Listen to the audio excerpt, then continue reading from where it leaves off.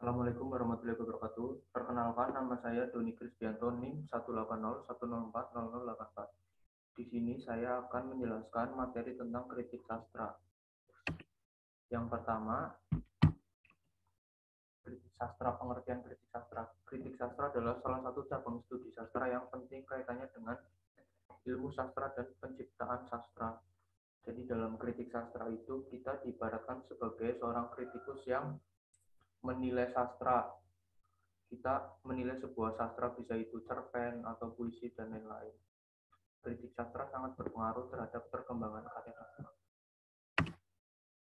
Selanjutnya, kritik sastra yaitu cabang studi yang langsung berhadapan dengan karya sastra secara langsung dengan menekankan pada aspek penilaiannya terhadap karya sastra tersebut. Lalu ada fungsi kritik sastra. Yang pertama adalah fungsinya berguna bagi keilmuan sastra. Lalu yang kedua, berguna bagi perkembangan sastra. Yang ketiga, berguna bagi masyarakat umum, di mana kritik sastra memberi penjelasan. Yang pertama, kritik sastra berguna bagi keilmuan sastra. Maksudnya adalah dalam ilmu sastra, kita membutuhkan kritik sastra untuk menilai banyak sastra tersebut. Sastra tersebut dapat kita tahu maknanya dan lain-lain, tentu saja dengan melalui proses penilaian, yaitu dengan kritik sastra. Jadi kritik sastra itu penting. Yang kedua, kritik sastra berguna bagi perkembangan sastra. Semakin kita baik dalam mengkritik sebagai seorang kritikus, mengkritik sastra, maka sastra itu akan semakin berkembang dengan baik. Jadi kritik sastra juga berguna bagi perkembangan kesusastraan. Yang ketiga, kritik sastra berguna bagi masyarakat umum, di mana kritik sastra memberikan penjelasan. Ketika kita membaca sebuah sastra, apalagi masyarakat awam, maka kita tidak bisa secara cepat atau secara jelas mengetahui maknanya, karena banyak sekali makna-makna yang tersirat dan juga ada sejarah-sejarah yang mungkin kita tidak tahu. Nah, melalui kritik sastra ini, kita diharapkan bisa menjelaskan secara umum, secara jelas tentang sastra tersebut, sehingga lebih mudah sampai kepada pembaca isi-isinya. Nah, lalu ada hal-hal yang berkaitan dengan kritik sastra. Yang pertama adalah puisi. Puisi merupakan sebuah karya sastra hasil dari ungkapan dan perasaan seseorang dengan bahasa yang terkait irama, matra, rima, penyusunan lirik, dan bait. Dalam kritik sastra puisi ini betul-betul akan membantu seorang penulis pemula dalam berkarya, tentunya untuk menemukan kekhasan sendiri dalam karyanya. Tentu saja berguna untuk membantu pembaca dalam menilai sebuah karya. Secara jelas dan gamblang bisa dikatakan bahwa sebuah kritik sastra puisi itu sangat penting dalam perkembangan sastra puisi itu sendiri. Nah, pentingnya kritik sastra puisi ini sangat penting. Apabila kita tidak begitu bagus, karya kita tidak bagus, maka dengan kritik sastra puisi ini kita bisa menyadari letak dan kesalahan karya yang telah kita buat. Nah, lalu selanjutnya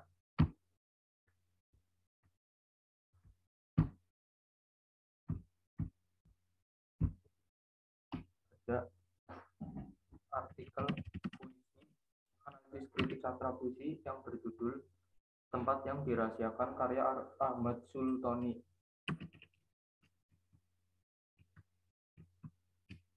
Yang di sini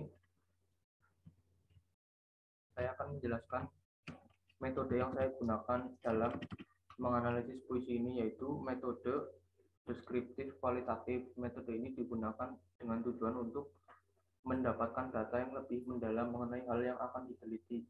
Kemudian setelah data yang dibutuhkan itu terkumpul, maka akan terbentuk kata-kata. Nah, penelitian ini juga menggunakan dua pendekatan, yaitu pendekatan objektif dan mimetik. Pendekatan objektif merupakan pendekatan dalam kritik sastra yang memfokuskan pada puisi itu sendiri, yaitu dalam kritik sastra mengulas suatu karya sastra mengenai hubungan kesesuaian antara karya sastra dengan kehidupan yang sebenarnya. Nah, hasil pembahasan. Nah, adapun hasil dari pembahasan penelitian ini itu yang pertama, struktur fisik puisi. Nah, struktur puisi antara lain tipografi, kata, diksi, bahasa kiasan, rima, pencitraan, dan lain-lain. Nah, tipografi pada puisi ini itu menggunakan tipografi yang konvensional dan menggunakan huruf kecil tanpa ada tanda baca. Kata-katanya cukup mudah dibaca, mudah dimaknai, menggunakan kata-kata yang familiar, dan diksinya kebanyakan bermakna konotatif. Nah, gaya bahasa kiasannya pada puisi ini adalah personifikasi. Nah, contohnya dalam bait gunung yang maha tenang itu tiba-tiba ikut demam yang muntah darah api. Yang kedua, bumi yang ibu maha tenang itu tak disangka turun panik atau marah. Nah, kemudian ada citraan penglihatan. Yang pertama, dalam bait sejak lampunya nyala terang, bintang-bintang di langit hilang nyala, kau menunjuk ke arah langit. Lalu citra pendengaran adalah menyanyikan lagu kematian, kau mendengar.